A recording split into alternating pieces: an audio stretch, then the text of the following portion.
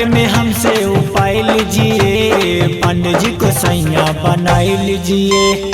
पंडित जी का लड़का पटाई लीजिए, उन्हीं को सैया बनाई लीजिए।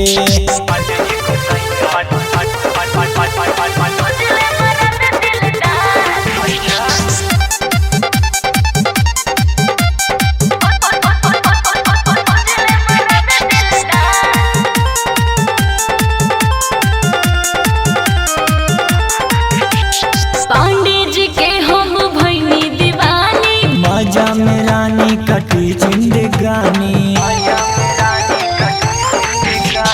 पांडे जी के हम भैनी दीवानी। मजा में रानी कटी जिंदगानी। अजमावल होखे तबे राय दीजिए।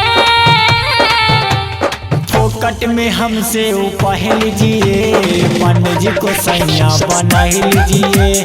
पंडित जी का लड़का पटाई लीजिए, उन्हीं को सैया बनाई लीजिए।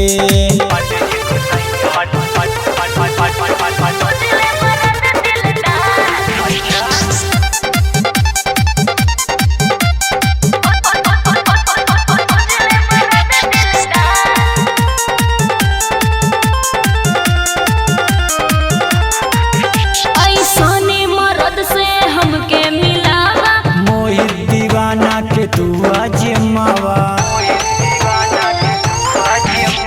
ऐसने मर्द से हमके मिलावा। मोहित दीवाना के तू आजमावा। पुनित पुकार से जना दीजिए।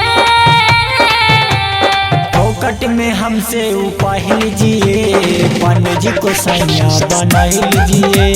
पंडित जी का लड़का पटाई लीजिए, उन्हीं को सैया बनाई लीजिए।